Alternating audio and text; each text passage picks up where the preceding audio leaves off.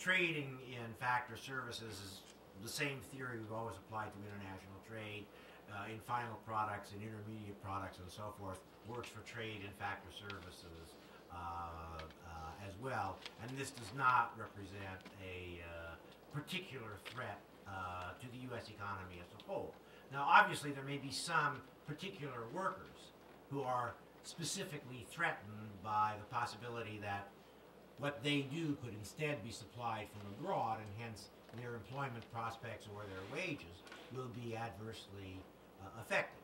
I would say, let us all hope that that is true, because what produces the gains from trade is that it induces a reallocation of resources where we do less of that which is not in our comparative advantage and more of that which is in our comparative advantage, and conversely in the rest of the world. Well, that tends to mean, according to Stolper-Samuelson or whatever theory of factor pricing you care to put forward, that those sectors, there's going to be some sectors of the economy where wages are going to fall and employment is going to fall as a consequence of globalization. That's essential to the resource reallocation, which produces the efficiencies of trade and factor flows. So there are a few economists who try and argue, well, globalization benefits everybody. Nonsense. There are almost always going to be some victims.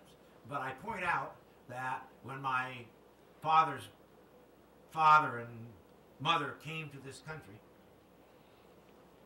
she worked in the textile industry as a seamstress. Got paid very well. Why?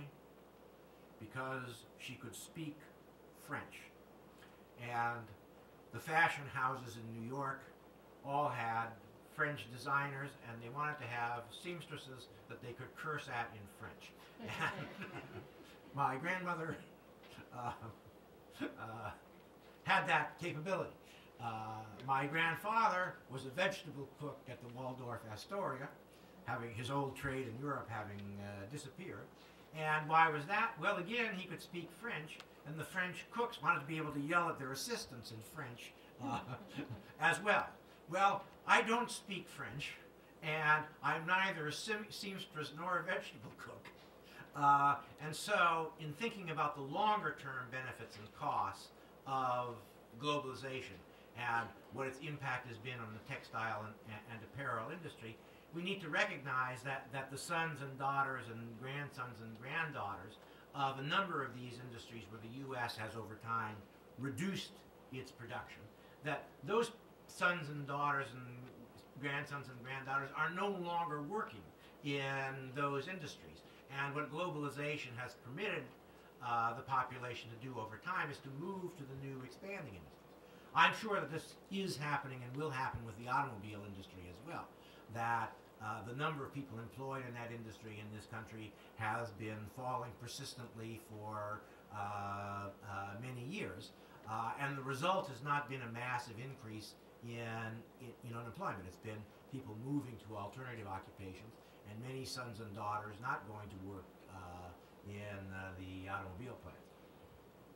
You've exhausted the time you've allocated for this lecture.